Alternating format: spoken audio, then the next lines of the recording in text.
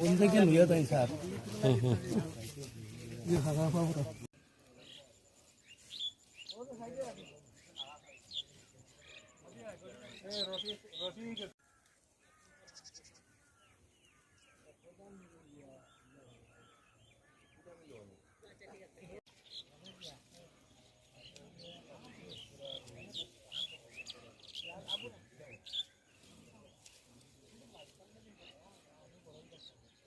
Sir ARC পদ্ধতিতে যে আলু চাষ এখানে এবার কি প্রথম না আগেও হয়েছে?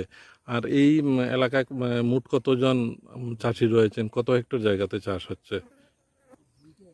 যুবরাজনগর কৃষি মহকুমাতে এবছর অর্থাৎ 2024-25 অর্থ বছরে প্রথম এআরসি পদ্ধতিতে টিউবার দিয়ে আলুর চাষ হয়েছে। এবছরে আমরা 23 জন কৃষককে এই যুবরাজনগর গাউসভা এবং হাফলং গাউসভা আমরা এআরসি টিউবার দিয়ে আমরা চাষ করিয়েছি। তো যেহেতু প্রথম ছিল সেই ক্ষেত্রে কৃষকদের মধ্যে কিছু সংশয়ও ছিল।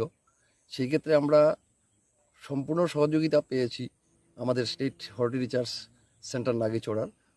সেখান থেকে স্পেশালিস্টরা আসতেন, সরাসরি কৃষকের মাঠে গিয়ে ওনাদেরকে প্রশিক্ষণ দেওয়া হয়েছিল।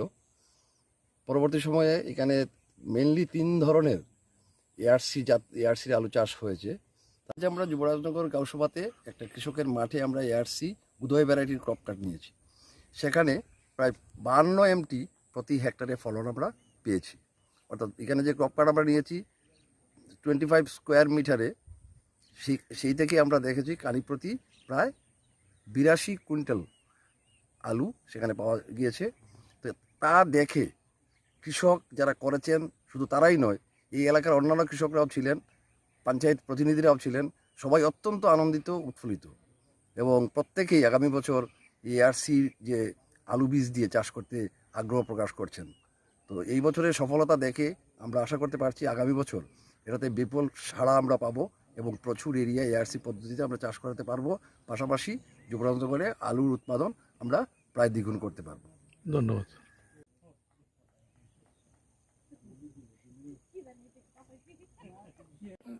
আপনার নাম কি আর এই জায়গাটার নাম কি, এবং আপনি এআরসি আলুটা তো চাষ করেছেন, প্রথমবার করেছেন কি আগেও করেছেন? আর আলুর ফলনে আপনি উৎসাহিত নাকি?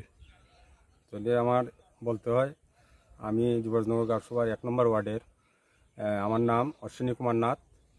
আমি এইবার এআরসি প্রথমবারের মতন আমাদের এখানে আমরা কৃষি দপ্তর থেকে পেয়েছি এবং আমি যে ভ্যারাইটিটা পেয়েছি এটা হচ্ছে লাল যে জাতের আলুটা আর কি।